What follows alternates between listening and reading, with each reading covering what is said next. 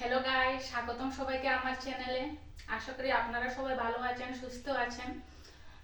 তো গাইস, এবার আমার টপিকটা হচ্ছে হেয়ার স্পা নিয়ে। হেয়ার স্পা আমরা কিভাবে করব। তো গাইস, আমার টপিকটা শুরু করার আগে আপনারা যদি আমার চ্যানেলে নতুন হয়ে থাকেন তো প্লিজ সাবস্ক্রাইব করে দিবেন, লাইক করে দিবেন। এবার দেরি না করে আমি আমার হেয়ার স্পা টপিকটা শুরু করছি। তবে হেয়ার স্পা করতে গেলে প্রথমে আমরা শ্যাম্পু দিয়ে মাথা ধুয়ে নিতে হবে। ধোয়ার পরে চুলটাকে শুকিয়ে নিতে হবে। শুকিয়ে নেওয়ার পরে আমরা কম করতে হবে চুলটাকে, সমস্ত চুলটাকে কম করতে হবে।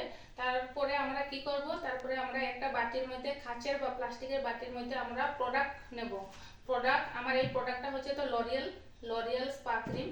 এই প্রোডাক্টটা আমরা একটা বাটির মধ্যে, আমরা যদি 5 চামচ নেই প্রোডাক্টটা, তবে আমরা কনসেন্ট্রেট মিশাবো আমরা 3 ড্রপ।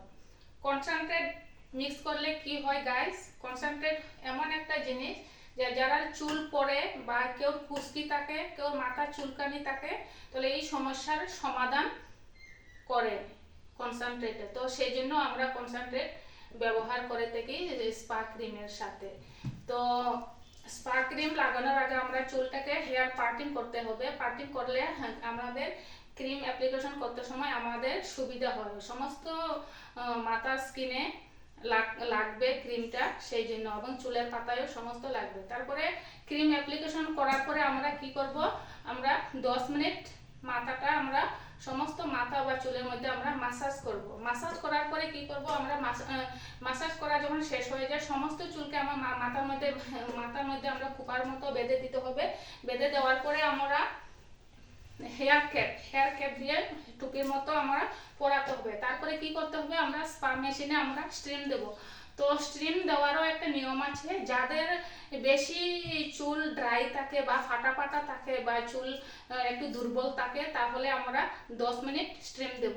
আর যাদের নর্মাল চুল, তাদের 5 মিনিট দিলেও সাফিসিয়েন্ট হয়। তো স্টিম নেওয়ার পরে মাথাটা সব হিট হয়ে যায়।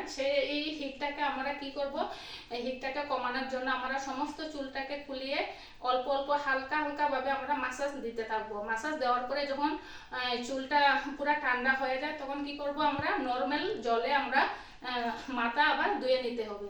তো মাথা এমন ভাবে ধুয়ে নিতে হবে গাইস, যাতে ক্রিমগুলা যাতে মাথার স্কিনে থাকে না। তারপরে কি করব, আমরা সেভাবে আবার তারপরে আমরা তারপরে আমরা কি করব, কন্ডিশনার সমস্ত মাথার মধ্যে দেওয়ার পরে লাগিয়ে দিতে হবে। কন্ডিশনার দেওয়ার পরে আমরা 3 মিনিট রাখবো মাথার মধ্যে। 3 মিনিট রাখার পরে আমরা আবার নর্মাল জলে আমরা আবার মাথা ধুয়ে নিব। তো সমস্ত কন্ডিশনারটা যাতে থাকে না, সেভাবে আমরা আবার পরিষ্কার করে ধুয়ে নিতে হবে। তারপরে কি করব, আমরা আবার টাইল দিয়ে চুলটাকে মুছে নিতে হবে। মুছে নিয়ে দেওয়ার পরে আমরা অল্প আমরা ঠান্ডা হাওয়া দেবো। ঠান্ডা হাওয়া দেওয়ার পরে 4-5 মিনিটের মতো আমরা ঠান্ডা হাওয়া দেওয়ার পরে আমরা আবার গরম হাওয়া দেব। গরম হাওয়া দিয়ে আমরা সমস্ত চুলকে শুকিয়ে নেব। শুকিয়ে নেওয়ার পরে আমরা কি করব, চুলের মধ্যে স্কিনে না লাগিয়ে আমরা হেয়ার সেরাম হাতে নিয়ে অল্প অল্প মালিশ করে দেব।